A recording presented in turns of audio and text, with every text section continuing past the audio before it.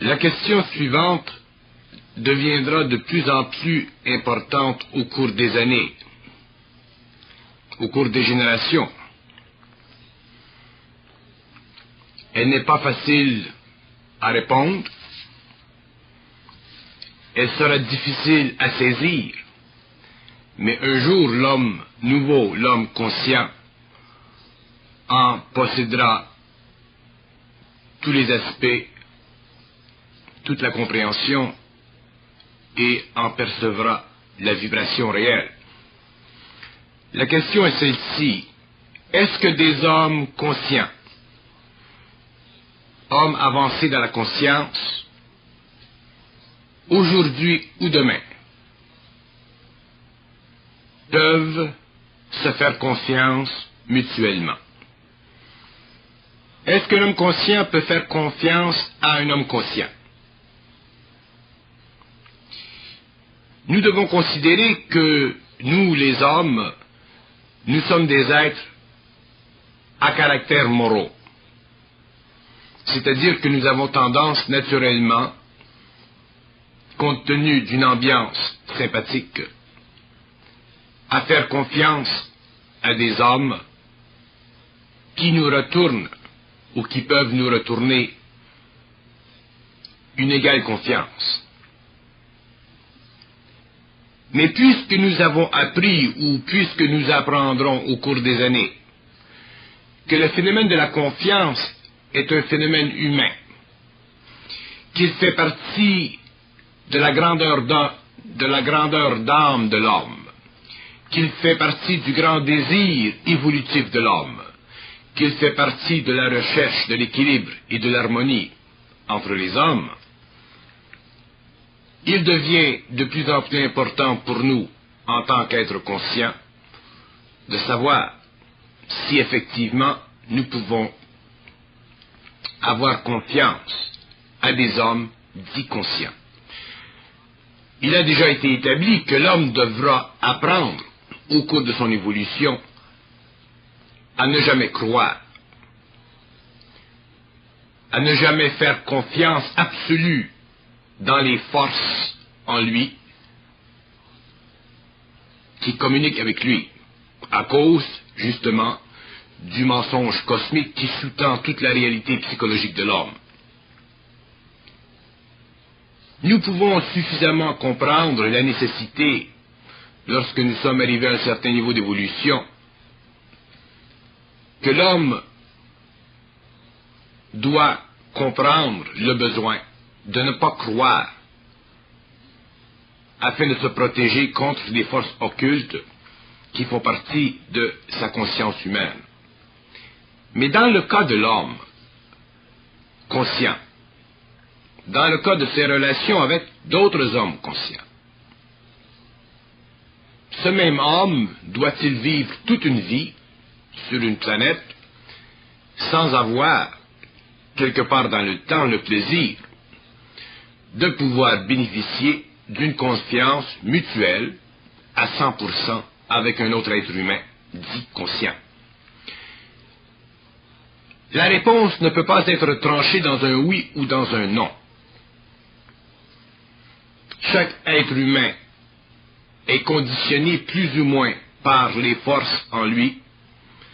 Chaque être humain, malgré son évolution de conscience, ne prend possession de sa conscience qu'au fur et à mesure que cette dernière s'est raffinée, qu'au fur et à mesure que sa volonté s'est ajustée à son intelligence et que son intelligence est devenue de plus en plus lucide, au fur et à mesure qu'il a compris les lois de la vie, c'est-à-dire les lois qui font en sorte que tout ce qui est à l'intérieur de l'homme doit être assujetti à sa volonté et jamais l'assujettir à la sienne.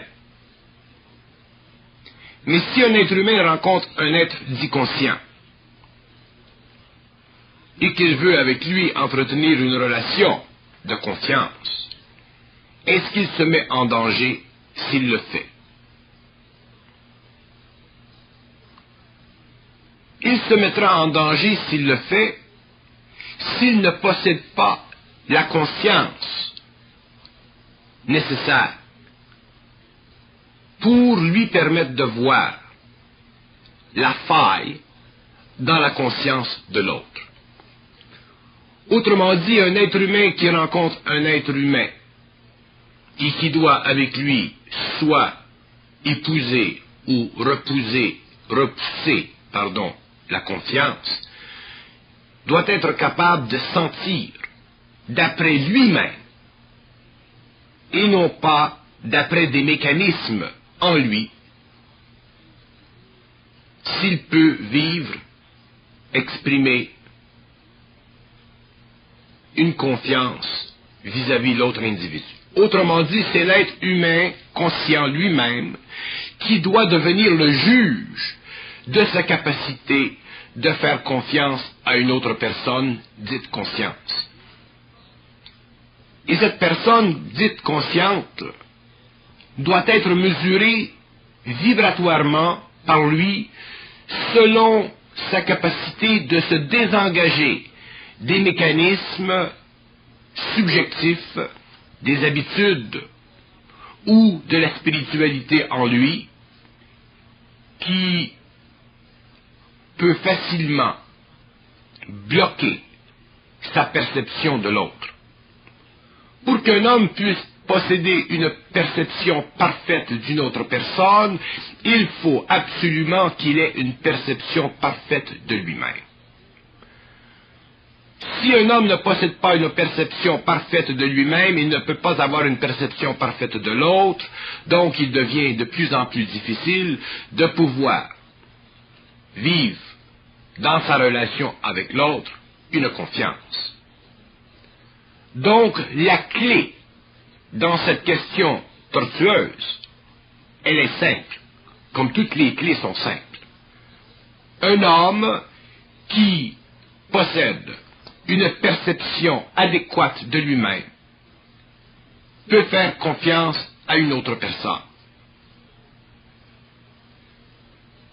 Un homme qui possède une perception adéquate de lui-même pourra faire confiance à une autre personne parce que l'autre personne possédera une relation morale vis-à-vis lui qui sera à la mesure de sa perception personnelle.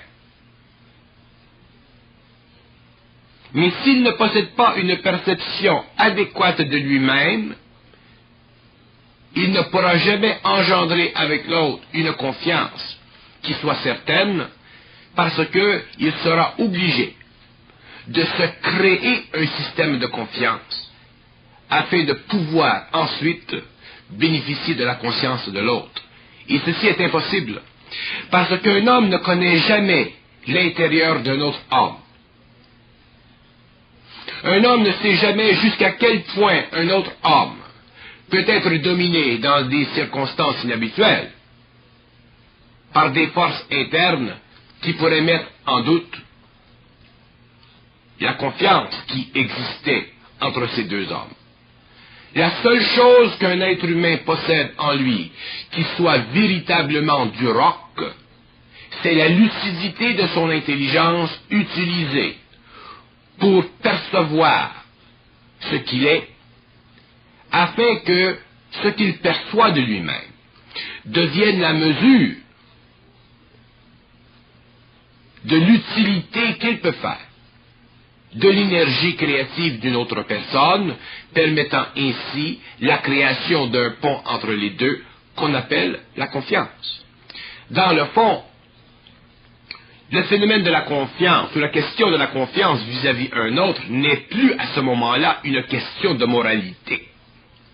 Elle devient une question d'équilibre, et équilibre fondé sur la perception interne de celui qui doit commander la confiance, et non pas de celui qui doit la délivrer.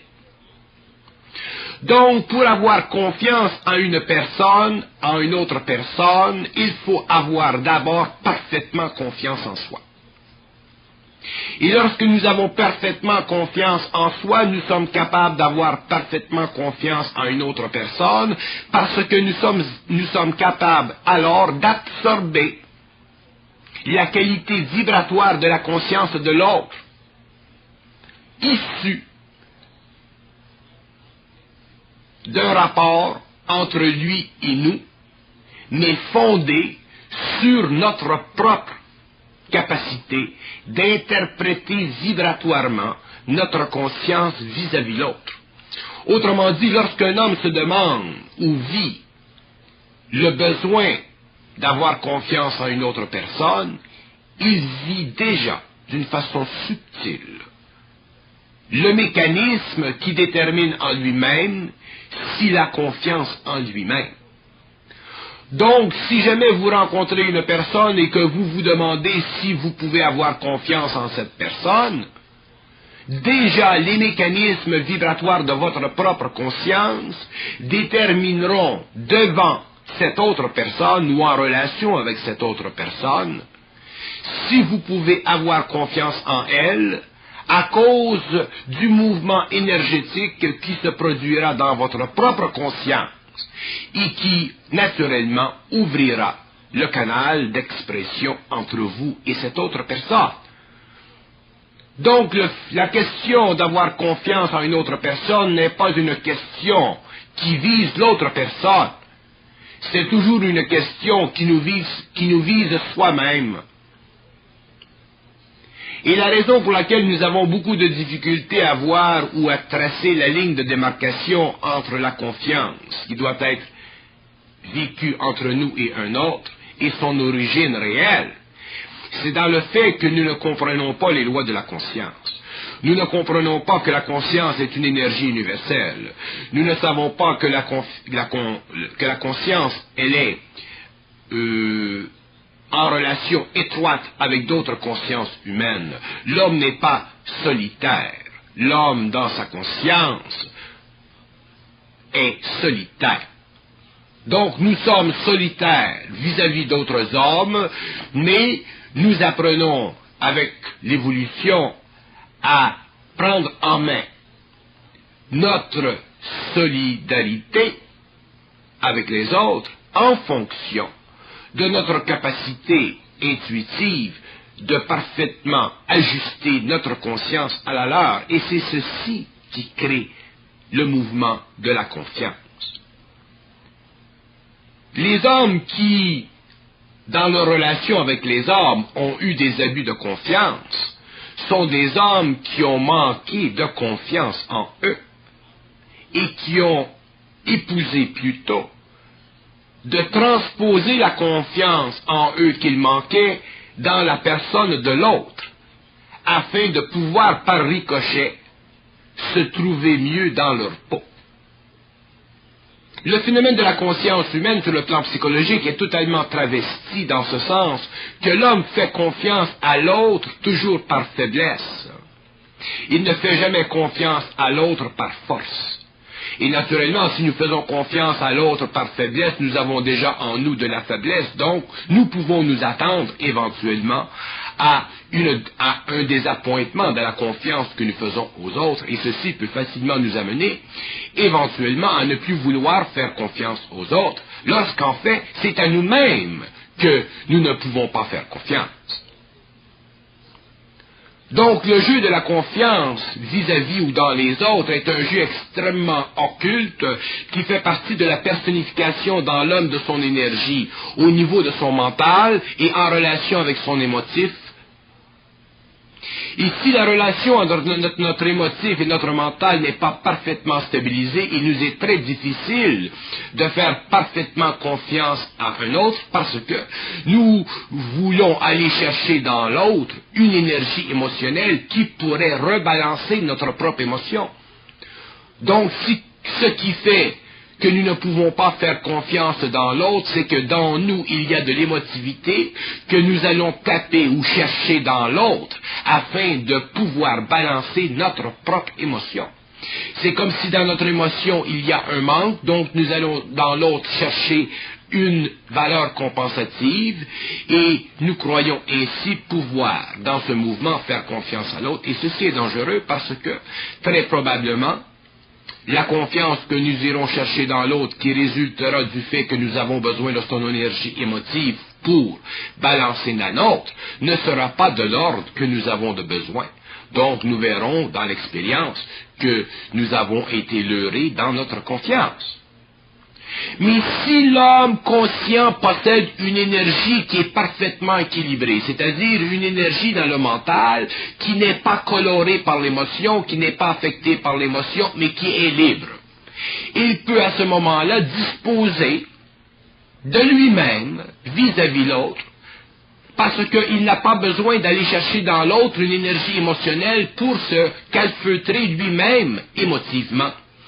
Il n'a pas besoin d'aller chercher dans l'autre un support moral pour se donner à lui de la moralité. Il est totalement libre, c'est-à-dire qu'il est capable de transposer dans sa relation avec l'autre une qualité d'expérience, une qualité d'action qui est fondée purement sur l'objectivité de son mental. Donc il ne va pas chercher dans l'autre de l'émotion pour se créer de la confiance, il va chercher dans l'autre simplement une énergie mentale qui lui permet de créer, non pas de la confiance, mais un échange parfait. Donc, avoir confiance dans une autre personne ou ne pas avoir confiance dans une autre personne n'est pas le point. Mais, pouvoir établir une relation parfaite avec une autre personne est le point. Et pour ça, il faut être absolument mental, c'est-à-dire qu'il ne faut pas posséder d'émotions qui colorent le mental à aucun niveau. Que ce soit émotion dans le présent ou que ce soit émotion dans le passé, il faut que le mental soit absolument pur, c'est-à-dire absolument purifié de ce qui crée l'émotivité dans l'homme. Et qu'est-ce qui crée l'émotivité dans l'homme? C'est l'insécurité de l'ego.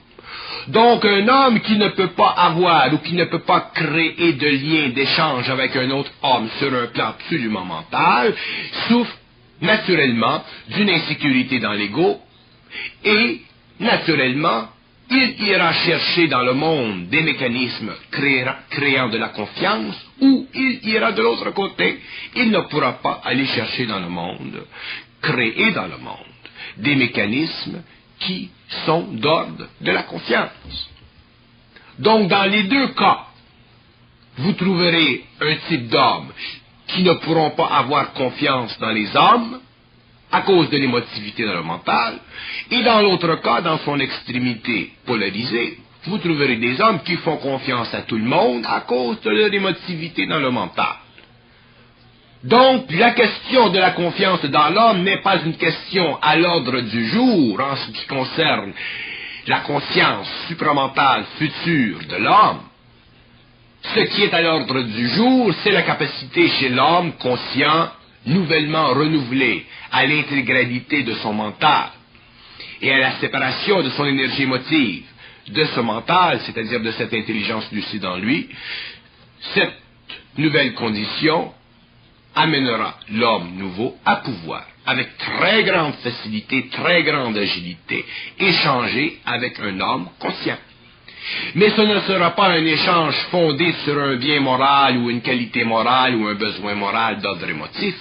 Ce sera un échange fondé sur l'approximativation de leur but commun, c'est-à-dire l'expression dans le temps d'une intelligence créative commune qui fait partie du mouvement naturel de l'évolution et des lois de compensation qui veulent que l'homme ne soit pas seul dans l'expression de son énergie, mais qu'il exprime cette énergie avec d'autres hommes afin que le flux, le reflux et le mouvement de l'énergie soient de plus en plus grandissants pour donner éventuellement à l'homme une plus grande abondance sur la terre. L'échange entre deux hommes conscients devient de plus en plus parfait au fur et à mesure que cette conscience humaine se perfectionne. Mais lorsque nous parlons de perfection de la conscience humaine, nous ne parlons pas de perfection qui n'aboutit plus.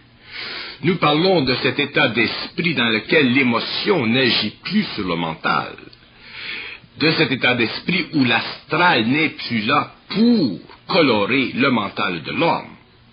À partir du moment où l'homme est libre dans sa conscience de toute forme d'astralité ou de toute forme de subjectivité, nous pouvons dire que l'homme possède une conscience parfaite, c'est-à-dire une conscience parfaitement équilibrée.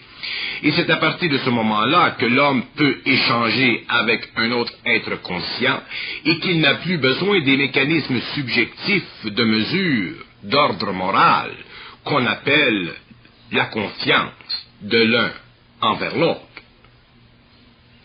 Si nous voulons chercher dans l'évolution future des relations humaines de plus en plus exigeantes, de plus en plus perfectionnées, nous sommes obligés de voir que dans l'avenir, l'homme pourra, avec très grande facilité, échanger avec un homme conscient afin de ne pas perdre de l'énergie dans la mesure, dans la constatation ou l'observation de l'échange. Sinon, l'homme passe son temps à se mettre en garde et il n'a pas de temps d'avancer avec un autre homme dans la poursuite d'un but commun.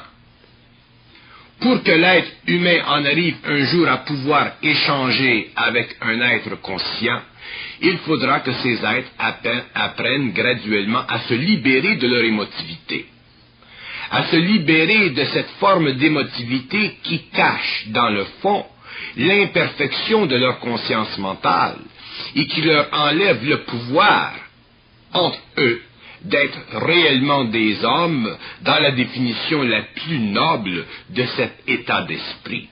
Définition qui est fondée sur le résultat éventuel d'une plus grande conscience, c'est-à-dire d'une plus grande capacité de voir clair à travers soi-même afin de bien voir à travers les autres.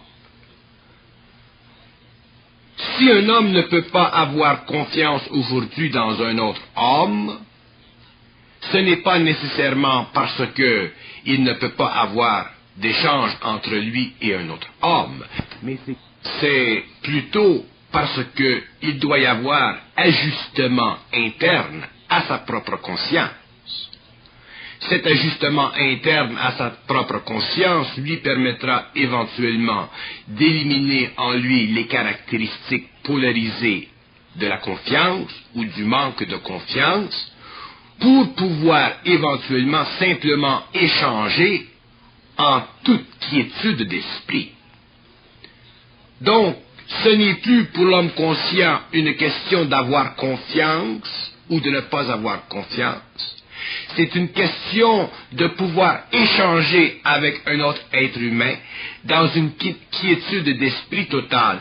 Et pour qu'un homme possède une telle quiétude d'esprit, il faut qu'il soit déjà harmonisé et balancé dans la qualité émotive et mentale de sa personnalité. Donc, si un homme peut facilement échanger avec un autre homme, c'est qu'il y a en lui une plus grande quiétude dans son esprit. L'esprit est plus calme, l'esprit est plus en paix. Et c'est le manque de paix dans l'esprit d'un homme qui rend difficile pour lui de pouvoir échanger avec un autre être humain conscient. Il faut comprendre que ce que nous appelons la paix dans l'esprit de l'homme, c'est cette résonance parfaite dans son mental, qui est le produit de l'action créative de son énergie, de son essence, en relation avec la stabilité mentale parfaite due à son émotivité sur le plan de la personnalité. Lorsque l'énergie créative de l'homme ou son essence est parfaitement équilibrée avec sa nature inférieure, l'homme possède un esprit en paix, c'est-à-dire qu'il n'est plus déchiré en lui-même par la polarité que crée en lui le mouvement incessant de ses pensées et de ses émotions. Ceci fait partie du terrain subtil de la subconscience de l'homme, ceci fait partie des aspects subtil de l'inconscience de l'homme, et ceci aussi fait partie du caractère naturel de l'homme à cause des lois de son évolution. Lorsque l'homme possède un esprit parfait, il peut faire face à n'importe quoi dans la vie non pas parce que ce qu'il fait face est nécessairement parfait, mais parce que ce qu'il fait face n'est plus suffisamment puissant astralement pour le déconditionner dans son mental. Autrement dit, cet homme possède déjà une sorte d'invincibilité réelle.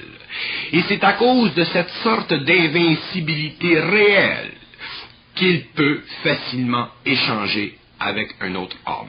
Et lorsque nous disons invincibilité réelle, je ne parle pas de l'invincibilité psychologique de l'homme, parce que l'invincibilité psychologique de l'homme n'est qu'un faux prétexte pour cacher sa très grande vulnérabilité émotive. L'invincibilité réelle de l'homme est une qualité de son esprit tellement puissamment développée que quel que soit le résultat de l'échange, il ne peut pas être affecté dans l'émotion parce que déjà la quiétude de l'esprit a séparé dans l'homme le pouvoir de l'émotion sur son mental et a engendré en lui une conscience supérieure, c'est-à-dire une conscience qui n'est plus assujettie aux conditions de vie humaine, mais complètement dans la dimension de l'esprit cosmique de l'homme. Donc, pour que l'homme puisse facilement, avec grande agilité, échanger avec un autre homme, au-delà des besoins psychologiques d'une moralité de confiance, il lui faut déjà posséder dans le mental une sorte d'invincibilité, de sorte que son esprit est totalement en paix, quelles que soient les conditions extérieures ou les conséquences inévitablement cachées qui résulterait d'un échange qui ne pourrait pas produire, pour toutes sortes de raisons, des conclusions qu'aujourd'hui nous désirerions avoir. Donc, comme beaucoup de choses dans la vie sont cachées à l'homme pour toutes sortes de raisons, pour des raisons d'énergie comme pour des raisons d'ordre, il faut que l'homme un jour puisse en arriver à pouvoir librement échanger avec l'homme, et ceci, il ne pourra le faire que lorsqu'il aura un mental totalement en quiétude, et à partir de ce moment-là, la question de confiance n'existera plus. Il n'y aura simplement que le mouvement de l'échange, les hommes entre eux en seront de plus en plus enrichis, et le pouvoir des forces astrales chez l'homme, de la mémoire de l'homme, de l'expérience antérieure de l'homme qui avait nourri l'ambivalence à l'intérieur de la confiance, ne pourront plus exciter les passions internes de cette conscience et permettront donc à l'homme de pouvoir librement échanger avec l'autre qui est conscient et de poursuivre le mouvement subtil des forces de vie à travers les actions de ces deux hommes. Et naturellement, ils en bénéficieront à longue échelle, parce que la vie, elle est créative. L'homme ne peut jamais être perdant à partir du moment où il est suffisamment lucide pour avoir déjà contourné tous les obstacles possibles que la vie, à travers son astralité, peut lui poser, parce qu'il n'est pas encore suffisamment conscient. Mais lorsque l'homme est suffisamment conscient, il le sait. Lorsque l'homme est suffisamment avancé dans sa lucidité, il le sait. Lorsque l'homme possède la volonté qui convient à son mental, il le sait. Et lorsque l'homme possède la volonté et la lucidité, il devient invincible. Donc, à ce moment-là, il n'y a plus pour lui dans la vie de problème de confiance. Il y a simplement dans la vie des options, lui permettant d'échanger avec d'autres hommes, afin qu'ensemble, dans une sorte de collectivité de plus en plus consciente, ils puissent se protéger de plus en plus contre les forces planétaires de la vie et se donner sur le plan humain les conditions de vie qui conviennent à leur volonté et à leur intelligence créative. Donc nous ne pouvons plus demain nous poser la question de confiance les uns envers les autres. Nous devons demain être suffisamment conscients, lucides et volontaires pour pouvoir bénéficier de la quiétude dans notre mental. Et ce n'est que lorsque nous serons en paix dans le mental que l'échange entre les hommes conscients sera pour nous une très grande facilité, sera pour nous une très grande joie, et il n'y aura plus en nous de cette petite inquiétude humaine qui fait partie du petit homme dans le grand homme et qui empêche ce dernier de pouvoir réellement construire de grandes choses. Dans l'homme, il y a un petit homme. Dans les grands hommes, il y a de petits hommes. Et le petit homme dans l'homme doit être détruit, parce que c'est le petit homme dans l'homme qui fait partie de la concrétisation sur le plan humain des forces retardataires qui émanent du pouvoir astral de l'âme. Autrement dit, le petit homme, c'est l'homme manifesté à travers la puissance de l'âme. L'homme réel n'est pas le produit de l'action de l'âme, il est le produit de la volonté et de l'intelligence. Il a réussi à transformer l'énergie de l'âme, donc il n'est plus humain, dans le sens particulier du terme, il est d'un autre ordre, il fait partie d'une conscience universelle, mais parfaitement individualisée. Et un tel homme n'a plus à craindre, n'a plus à avoir besoin de preuves, n'a plus à avoir besoin de support psychologique que nous retrouvons dans les mécanismes de la confiance, parce qu'il est parfaitement confiant en lui-même. Lorsqu'un homme est parfaitement confiant en lui-même, c'est que déjà il sait, à travers lui-même, envers lui-même, pour lui-même, et au-dessus de lui-même, et en dessous de lui-même, que ce qui se passe dans le monde de la vie ne peut jamais exiger de lui une perte, puisque déjà il est au-dessus des lois de la perte, il est déjà au-dessus des lois de l'émotion, il est déjà au-dessus des lois astrales et des lois planétaires, il ne fait plus partie de l'expérience. Il est lucide et volontaire, et s'il échange avec un autre, sa lucidité lui donnera naturellement la capacité de transiger avec un autre qui peut lui donner en retour ce que lui donne vers lui. Ce n'est pas nécessaire que deux hommes aient le même niveau de conscience pour échanger, mais il faut qu'il y en ait un qui soit plus sensible, plus près de lui-même que l'autre, afin que l'échange soit fondé sur un mouvement créatif. Sinon, nous avons un échange fondé sur un mouvement purement subjectif d'ordre émotionnel, et ce n'est plus de l'échange, ça devient de la confiance. Et tant que les hommes seront obligés de se donner confiance pour échanger, ils ne seront pas heureux dans leur échange, parce que la confiance, ce n'est pas réel. La confiance est un don de soi.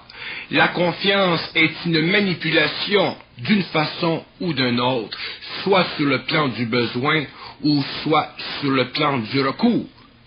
Mais lorsque les gens sont capables de purement échanger, c'est-à-dire de transiger en dehors des lois psychologiques, et de faire passer d'un plan à un autre une énergie qui leur sert en retour, ces hommes sont capables de se créer dans le monde de l'homme, à cause de leur conscience, une capacité de vivre sur la terre qui soit totalement au-delà des systèmes empiriques de la vie que nous connaissons.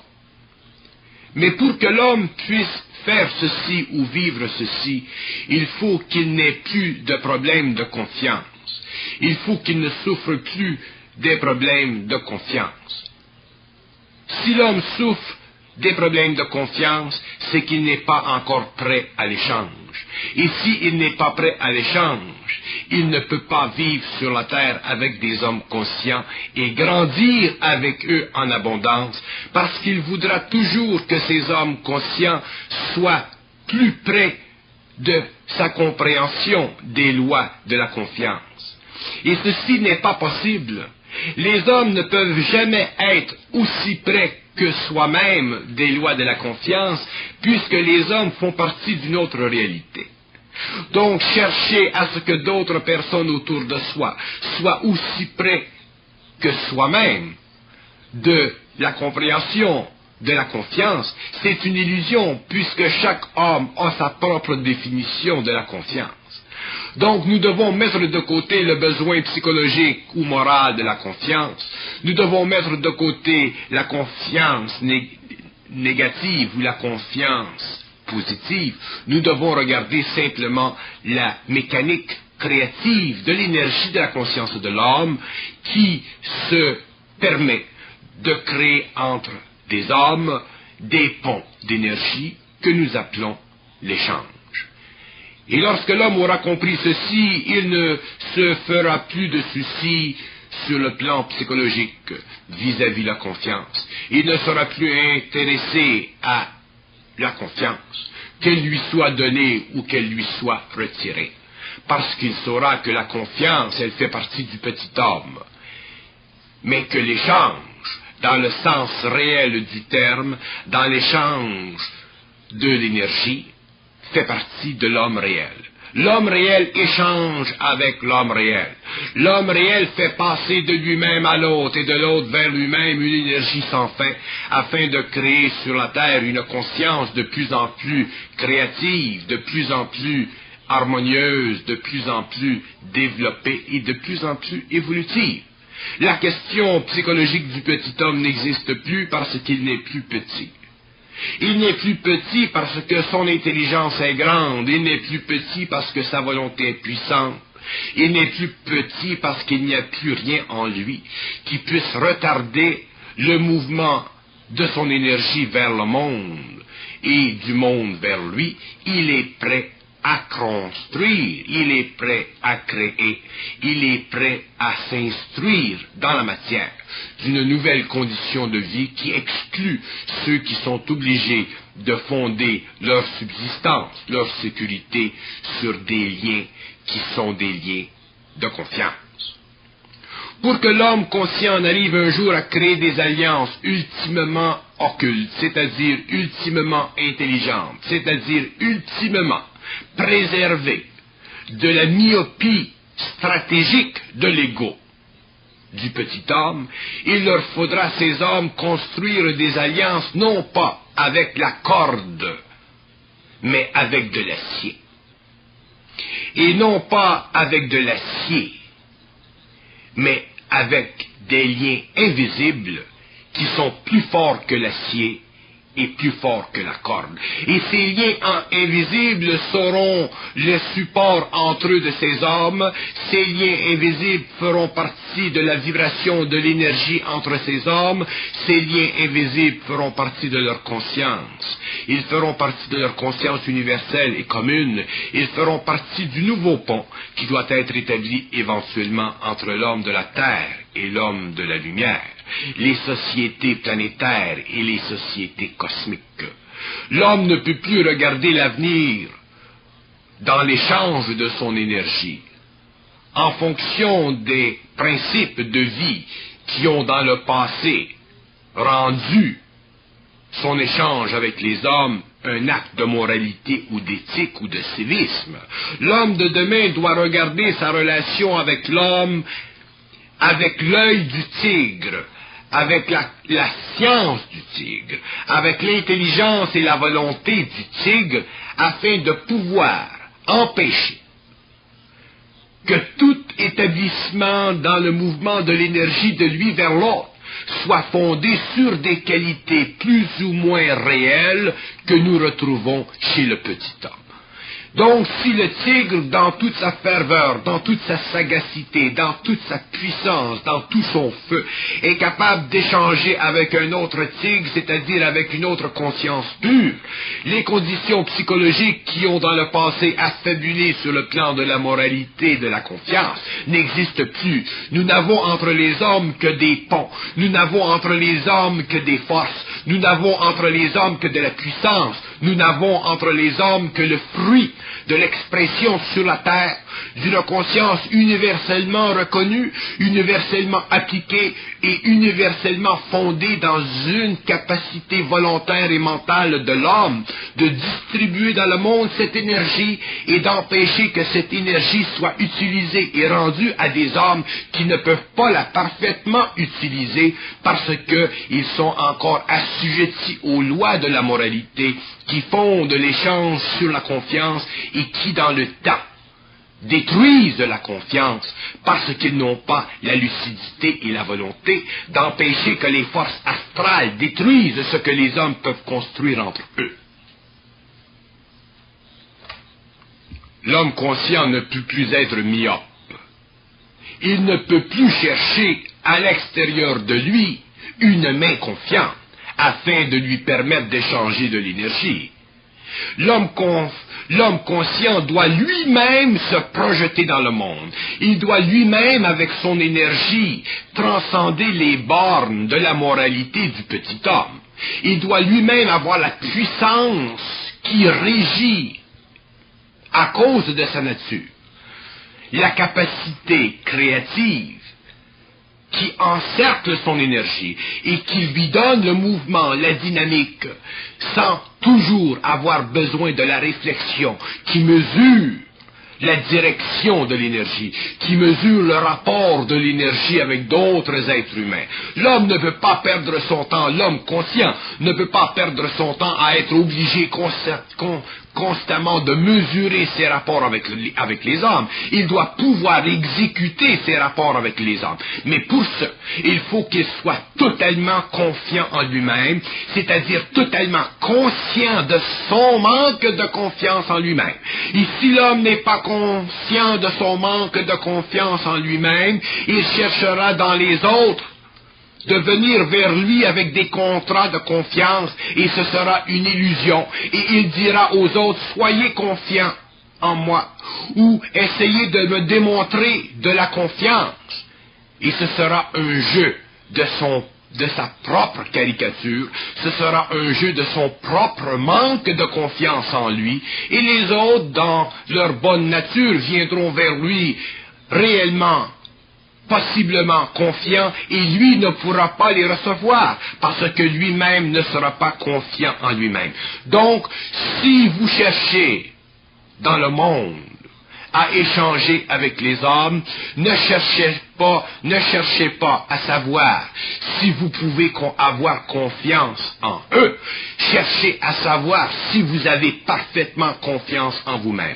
Et si vous avez parfaitement confiance en vous-même, vous aurez facilement la capacité d'échanger avec eux, parce que votre confiance en vous-même ne sera pas à la mesure de leur conscience. Elle ne sera pas fondée sur leur action. Elle ne sera pas fondée sur leur qualité morale, spirituelle, de conscience. Elle sera fondée simplement sur votre capacité de toujours être devant ceux qui travaillent avec vous dans l'échange.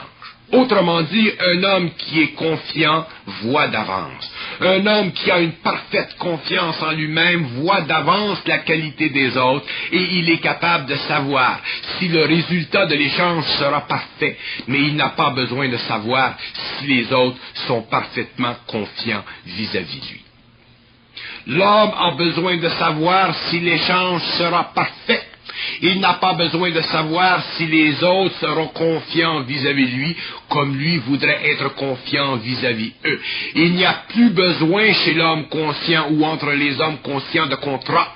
Il n'y a besoin entre ces hommes que de la puissance mentale de leur volonté d'établir un échange qui est le pont entre les caractéristiques de leur action et qui établissent et qui impriment dans la vie de l'homme la certitude absolue de deux consciences qui se superimposent et qui créent dans le monde de l'homme la perfection de la conscience supramentale. Si un homme vient vers vous et vous dit « Est-ce que tu as confiance en moi ?» Ce qu'il vous demande sur le plan de sa conscience, ce n'est pas si vous avez confiance en lui. Il vous demande, sans vous le demander, est-ce que tu as confiance en toi-même? Voilà un jeu subtil de la conscience cosmique de l'homme. Et les hommes conscients de demain vous demanderont, est-ce que tu as confiance en moi? Et si vous dites, oui, j'ai confiance en toi, ce n'est pas que vous lui direz que vous avez confiance en lui, c'est que vous lui direz que vous avez confiance en vous-même.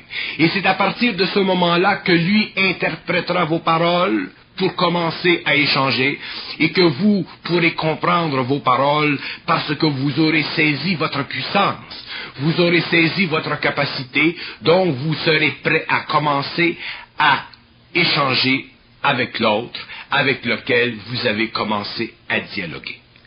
Donc, lorsque quelqu'un vous demande « Est-ce que vous avez confiance en moi ?» ne dites pas que vous avez confiance en lui, parce que si vous dites que vous avez confiance en lui, il croira, s'il est inconscient, que vous lui faites confiance, lorsqu'en fait, c'est à vous que vous faites confiance. Donc, si quelqu'un vous demande « Est-ce que tu as confiance en moi ?» dites-lui que vous avez confiance en vous-même.